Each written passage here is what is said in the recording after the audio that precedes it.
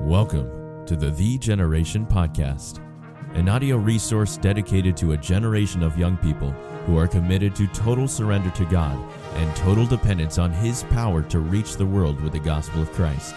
This podcast is designed to strengthen and encourage through a series of Bible-based practical talks. Welcome to the Generation Podcast. I'm Bobby Bosler, and I'm speaking to you today from Ephraim, Wisconsin. Well, I trust that here at this point in time in the fall that God is working in your life, that you're staying active in your service for Him, that you're staying clean. And young people, I want you to know that regardless of where you're at geographically, what nation you're in, whether you're feeling all of the feels that there are to feel in the Christian life or not, I just want to say this right here at the beginning of the podcast episode. Young people, there's always a pathway forward. There's always a pathway forward. I don't know about you, but every once in a while, I'll get myself into one of those moods. You know what I'm talking about? Maybe there are some of you here that are listening that you get into some of those moods sometimes as well. You say, Brother Bosler, what kind of mood are you talking about? I'm not talking about in the mood for a burger. I'm not talking about when you get in the mood for ice cream. I'm talking about a mood where you're just feeling a little bit, some have described it as hangry. I know hangry means like you're hungry and you're angry about being hungry and everything, but I'm not so much talking about that. I'm talking about when you get in one of those moods where everything around you annoys you. I'm being a little bit candid with you here on the podcast here today. I've been there. You've been there. And I find myself, when I find myself in a situation like that, I ask myself the question, how in the world do I get myself out of this? Again, maybe you're listening and it seems like over the last several days, everything that everyone has said has ticked you off. You find yourself thinking about why so-and-so said this. You find yourself getting upset at the dumbest little things. And I want you to ask yourself the question, why is that the case? I remember one time in undergrad, as a student at Baptist College of Ministry, I was in one of those moods that day. And I remember I walked up to a table full of guys, and I remember I looked around the table and I said, fellas, have you ever felt like everything that happens in a day just makes you want to punch somebody? And I remember all the guys looked at me, and I don't know whether maybe they really had never felt that way, and this is just something unique about me, or whether they were all just hiding it and pretending like they've never felt that way. But I remember they all looked at me and said, no. Well, again, maybe you've tried that before, and maybe you've had people around you say, no, I've never felt that way. I don't know what you're talking about, Brother Bosler. And it's easy to feel embarrassed. It's easy to feel like you're the only one that has ever felt that way. But the fact of the matter is, young people, I think most of us have found ourselves in one of those moods. And I want you to know, I want to just say this as straightforward as I can. Being in one of those moods is a very, very dangerous place to be. When you're in one of those moods, everything in your life is interpreted through the lens of unbelief. Everything in your life is interpreted purely through the human grid. Everything in your life is a massive problem, and really it seems like there's no pathway forward. When you're in one of those moods, all you want to do is run from the circumstances surrounding you in your life. When you're in one of those moods, sometimes you just want to punch somebody. And I just want to say, that is never the solution. It's never the solution to run from your problems. It's never a solution to want to punch somebody. It's never a solution to talk bad about people behind their backs. It's never the solution to grouse and gripe or complain. But what you've got to do, young person, is you've got to ask yourself the question, why am I feeling like this? There could be a number of different reasons for that, but I remember that day as a Bible college student when I came to that table and I said to those young people, hey, have you ever felt like this? And they all looked at me and said, no. I remember I said, okay, sure, you may have never felt like this, but what in the world do I do about it? And they gave me a very simplistic answer that, to be perfectly honest with you, was not what I wanted to hear. They told me, I remember one guy who's just actually getting out in evangelism after having pastored for several years. He looked at me and he said, just get right with God. And you know what? To be honest with you, it wasn't very helpful for me in the moment because I reacted to what he said. And I remember thinking, get right with God. You need to get right with God. Because, when you're in one of those moods, it's hard to really take any kind of instruction or criticism. But, to be perfectly honest with you, he was right. Maybe he could have said it in a way that was a little bit more helpful. And maybe he could have come alongside and maybe pulled me aside privately and said it in a way that was kinder, gentler, whatever. But, young person, I want to say this. I've been there, maybe even recently, and you've been there too, okay? What do you do when you're in one of those moods? I want to take you to a passage of Scripture that I find addresses this. Though it doesn't say one of those moods, but I just find the content of this section of Scripture really does get to the root of the problem, and it shows us what to do about it and why it's so important that we do. In 1 Peter chapter 5, he says in verse 5, "Likewise, ye younger, submit yourselves unto the elder. Yea, all of you be subject one to another." And you know what? Honestly, that those commands right there don't really seem to be addressing us where we feel like we're at when it comes to this matter of being in one of those moods. You know what I found often being in one of those moods comes because people tell you stuff you don't want to hear, or people are asking you to do things that you really don't want to do, or you feel like maybe individuals aren't noticing your needs, this, that, or the other thing. And it's easy to think the last thing that I need to do is to submit onto those people that are around me. But I want you to know the very fact that you're having problems with people around you actually helps us identify the problem. The very next phrase in verse 5 says, and be clothed with humility. Let me just cut to the chase here, young person. The reason why you and the reason why I end up in one of those moods is because we're proud. It's because we're proud. It's because for one reason or another, we have elevated our own estimation of ourselves to be higher than it ought to be. The reason why we are cranky, hangry, upset, ticked off is because we think we ought to be treated in a certain way, and we're not being treated in that way that we think we ought to be treated. And when you feel slighted, when you feel misunderstood, when you feel like you're underappreciated, young person, I want you to know the root problem is pride. In fact, the rest of the verse goes on and it says this, "For God resisteth the proud and giveth grace to the humble." You know what happens, young person, when you overestimate yourself?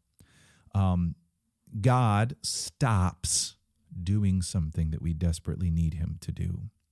See, the moment you or I lift ourselves up as the answer to everything, God cuts off the vital flow of his grace in and through our lives.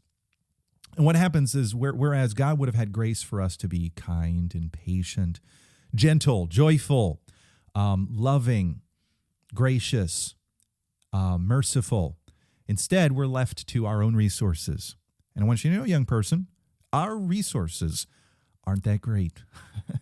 And when we are cut off from God's supernatural supply of his life, his help, his perspective, his discernment, his grace, it is a miserable sight to behold. It's a miserable life to live, living life on your own.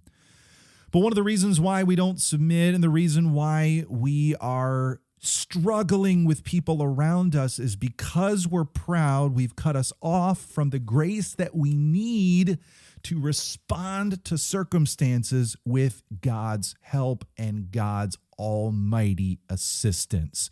You say, preacher, you know what? That is exactly what I've been going through. That's where I've been. That's what I've been going through. But what do I do? Okay, so you've diagnosed the problem. The problem is I'm proud. What do I do about it? Verse 6 tells us. He says, humble yourselves, therefore. Now, that's easier said than done sometimes, isn't it? In other words, the reason why I'm struggling interpersonally or struggling with authority is because I'm cut off from God's grace, because I am proud. I am estimating myself and my worth far higher than I ought to right now. I've got an overinflated opinion of myself, my skills, my worth, my ability, whatever it might be. And you got to recognize you need God and humble yourselves. You need to readjust your perspective. Now, notice he doesn't say necessarily humble yourselves, therefore, with one another. He says, humble yourselves, therefore, under the mighty hand of God. You know, sometimes you might be right in some of your discernment of some things. There may be some people that maybe they genuinely aren't treating you the way that you ought to be treated. Maybe there may be some people in your life, genuinely, maybe they aren't giving the adequate recognition that ought to be there. But here's the thing.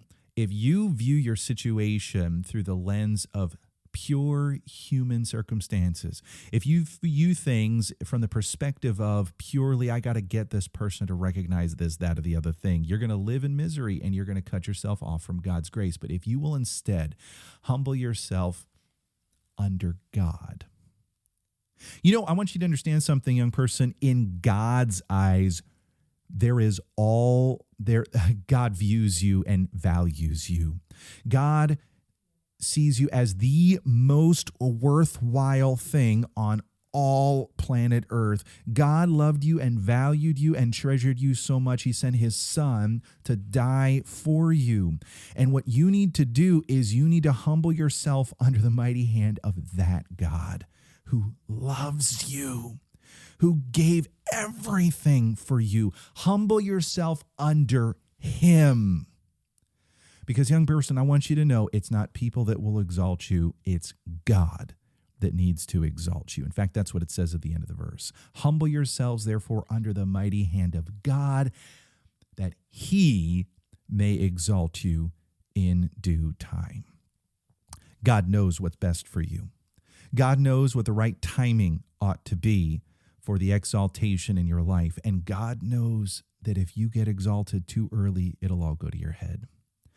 You know, Moses was a man who lived on the backside of the desert for 40 years because God had to teach him he was not the answer. Moses was not the answer. God was the answer for the nation of Israel.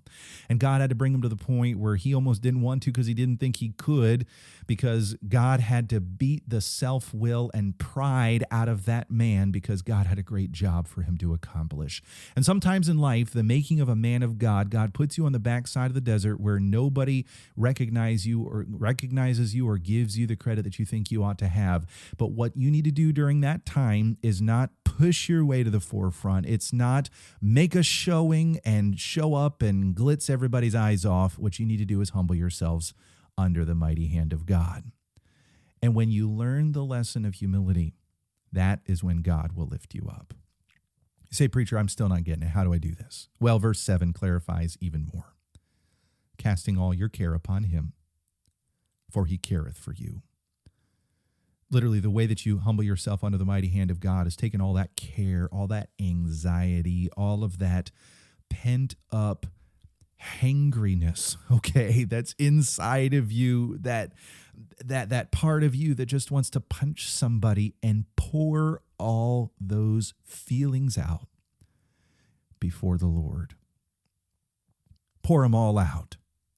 Tell God the straight dope, so to speak. Some of you need to get alone with God, and you need to say, God, here's how I feel about this situation right now. And God, I know it's wrong. I know it's pride. God, I need your help. You need to just let it all out. Don't be afraid to visit that dark corner of your mind and those feelings that you've been feeling and say, God, here's how I'm feeling right now. And I know there's something wrong about it. What is it? Here's how I'm feeling about so-and-so in my life. God, I don't know how to handle it. Pour your heart out before the Lord. I'm not saying you need to complain, but I'm saying you need to communicate with your risen Lord. And recognize the fact that every last thing that you say, every last feeling that you feel, God cares about it. He cares. Why is it so important to do that? Verse 8. He says, "Be sober, be vigilant, because your adversary, the devil, as a roaring lion, walketh about seeking whom he may devour." You know what happens if you don't pour out those cares before God? The devil takes those very cares, those very interpersonal conflicts, and he devours you because of them. He uses them as instruments of torture. He uses them as lures to get you in a vulnerable spot so he can destroy you. You know why I said earlier it's the most dangerous time in your life where you're in one of those moods? It's because that's when you're unprotected. That is when you are susceptible to that roaring lion who wants to tear you to pieces. Listen, I've been there. You've been there. Every person on the pilgrimage has been there. And being humble is not just a good idea. It's not just something that mature Christians do. It is absolutely essential, not only to be used by God, but listen, young person, if you lift yourself up in pride, you'll fall into the snare of the devil. It's not only the snare that captured him, that got him kicked out of heaven. It's the snare that he has set up for every last one of us to catch us so that he can destroy us. Listen, part of life and ministry is being in situations where you're not getting it all the way you want to get it, when things don't go your way. But how you respond in those circumstances is so important. Don't get your nose bent out of joint. Don't get upset at people and circumstances not recognizing what you think they ought to recognize. The very attitude behind that is pride. Humble yourself under God. Recognize it's God's role and God's time that's best to exalt you. And pour out your heart before God. Let him know, because he really does care. He's not just pretending. He really cares. And as you pour out your heart before him, you will safeguard yourself from the sneaking, growling, roaring destruction that the devil wants to bring upon your life. Really, if you boil it down, again, I don't want to oversimplify this, but it's really surrendering to the will of God. God, your time is best. You know what I need and when I need it. And it's depending upon him to stabilize your heart, to give you that grace that you were doing without while you were lifting yourself up in pride. It's total surrender and total dependence. So what do you do when you get in that mood? Humble yourself. Look to the Lord. Depend upon him. Pour your heart out before him. He will protect you. And in due time, he will exalt you. I hope this has been an encouragement to you, young person. I don't know who this is for specifically. I know it's for me, but maybe there's somebody who is listening and you say, you know what, this is exactly where I've been. I've been in one of those moods. Please pray for me. If you want to talk about it, talk to the Lord first. But if you need some further counsel, feel free to reach out. Bobby@thegeneration.org. I'd love to give you any thoughts if you'd like. So, hey, thanks so much for listening. Remember, total surrender to God, total dependence on his power to reach the world with the gospel of Jesus Christ. Thanks for listening.